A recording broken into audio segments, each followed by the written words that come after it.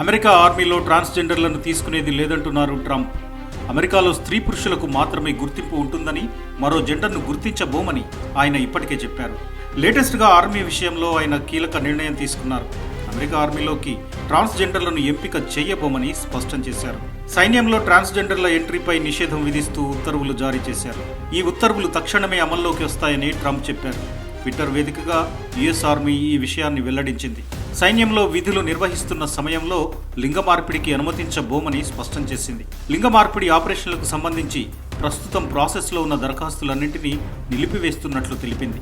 ఇప్పటికే సైన్యంలో విధులు నిర్వహిస్తున్న ట్రాన్స్జెండర్లు పూర్తికాలం సేవలందించవచ్చని పేర్కొంది. కాగా ప్రభుత్వ పథకాలు, ఇతర సందర్భాల్లో పౌరుల నుంచి స్వీకరించే దరఖాస్తుల్లో జెండర్ కాలంలో ఆడ మగ మాత్రమే ఉంటుందని, థర్డ్ జెండర్కు అవకాశం లేదని ట్రంప్ ఇటీవల వెల్లడించారు. మహిళల క్రీడల్లో ట్రాన్స్జెండర్లు పాల్గొనడాన్ని నిషేధించారు. ట్రంప్ మొదటిసారి అధికారంలోకి వచ్చిన సమయంలో కూడా ట్రాన్స్జెండర్లు సాయుధ దళాల్లో చేరకుండా ఉత్తర్వులు జారీ చేశారు. అయితే అప్పటికే మిలిటరీలో పనిచేస్తున్న వారిని కొనసాగించారు. ఇక ప్రమాణ స్వీకారానికి ముందు నిర్వహించిన ర్యాలీలో మహిళల క్రీడల్లో ట్రాన్స్జెండర్లు పాల్గొనకుండా నిలువరిస్తానని ట్రంప్ ప్రకటించారు. ఆ దిశగా ఇటీవల కార్యనిర్వాహక ఉత్తర్వులపై సంతకం చేశారు. తాజాగా ఆర్మీలో ట్రాన్స్జెండర్ల నియామకాన్ని తొలగించారు.